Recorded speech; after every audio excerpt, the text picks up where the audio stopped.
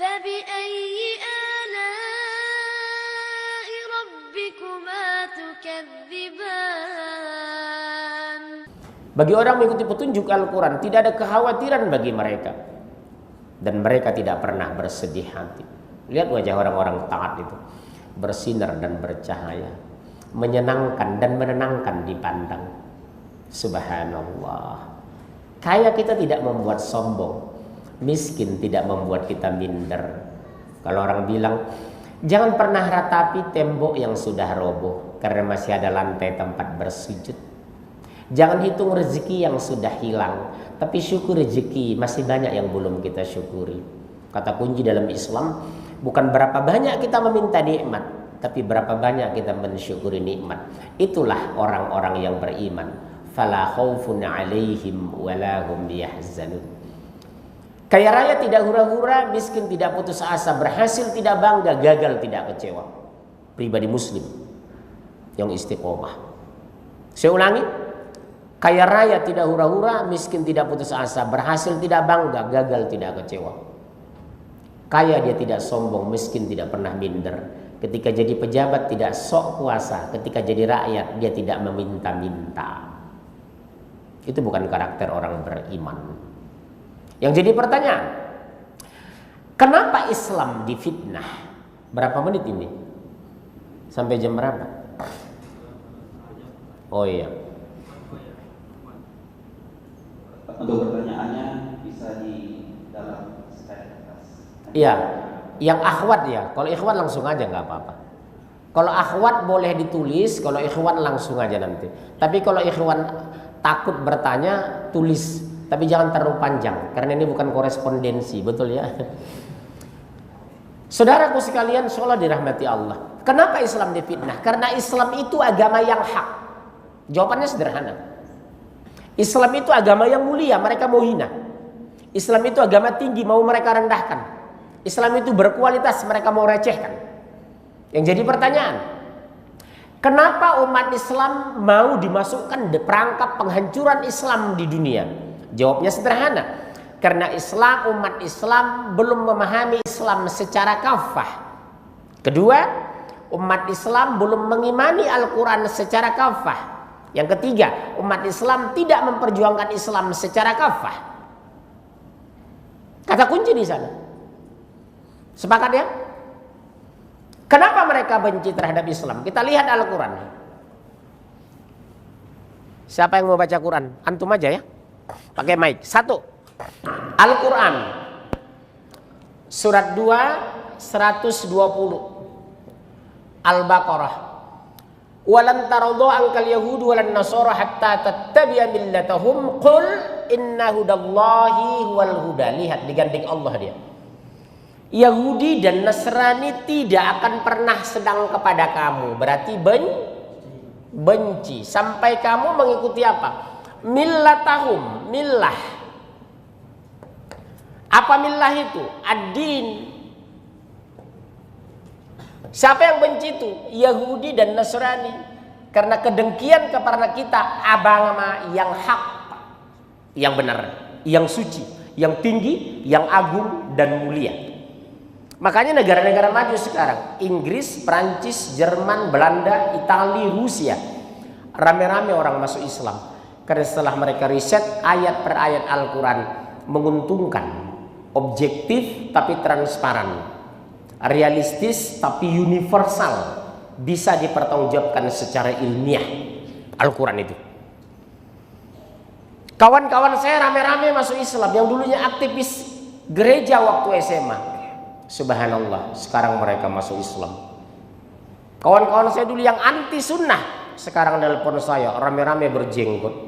Saya terharu, yang dulunya preman, sekarang beriman. Yang dulunya zolim, sekarang alim. Karena apa? Al-Quran tidak terbantahkan. Saya tanya mereka, kamu dulu kan sangat jauh dari Islam.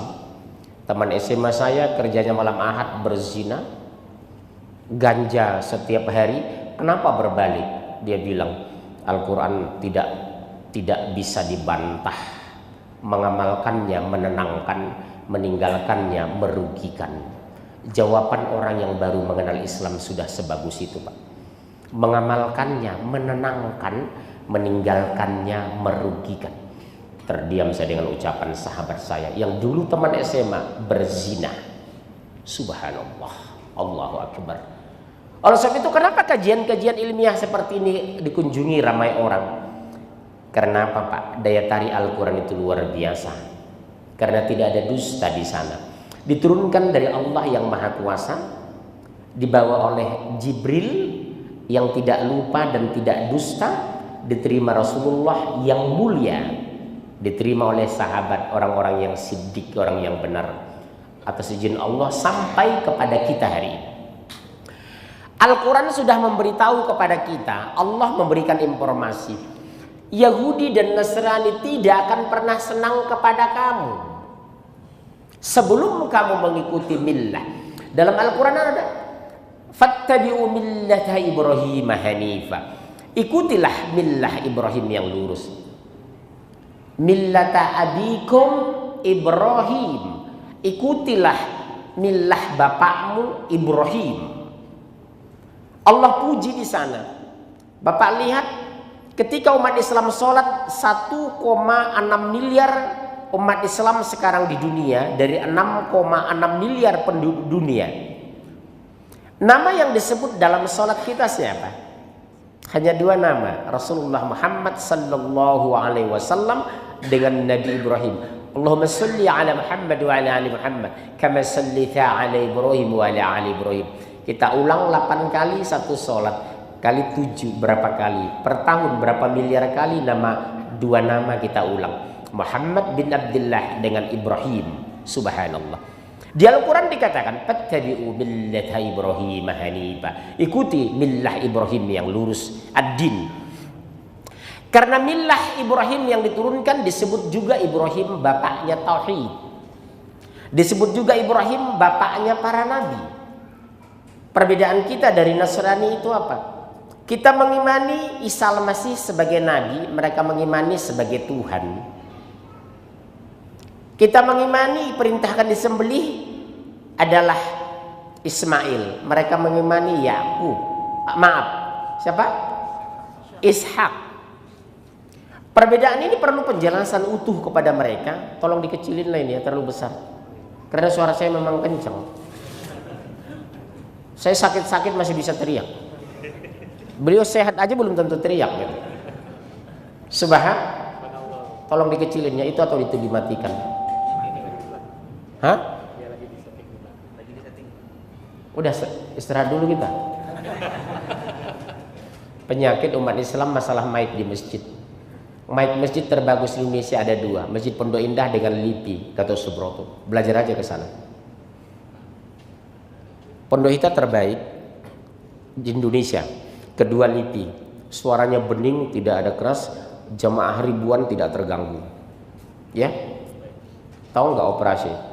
Menurut secara teknis untuk biaya pengeras suara di masjid itu, secara teknis minimal 20% dari biaya pembangunan masjid. Betul, karena saya orang teknis. Jadi kalau masjid kita 2 miliar, minimal berapa? 400 juta supaya full. Karena persoalan sehebat apapun ustadznya, kalau mic-nya nggak bagus, orang nggak suka. Sebagus apapun mic-nya, kalau ustadznya nggak bagus, orang pulang. Betul? Jadi mic-nya bagus, ustadznya bagus. Ya, subhanallah. Nah, Yahudi dan Nasrani, silakan baca. Surat 2 120. Langsung. Waktunya udah 20 menit loh. Berarti tinggal 40 menit lagi. Dan orang-orang yang Yahudi dan Nasrani tidak akan rela kepada Muhammad SAW sebelum kau mengikuti agama mereka. Stop. Di awal Allah memberikan informasi. Siapa yang benci kepada Islam? Yahudi dan Nasrani. Nasoro. Betul? Di tengah ayat Allah memberikan jalan keluar. Hebat kan Al-Quran itu? Apa itu? Qul inna hudallahi huwal huda. Katakanlah, petunjuk Allah itulah petunjuk yang benar.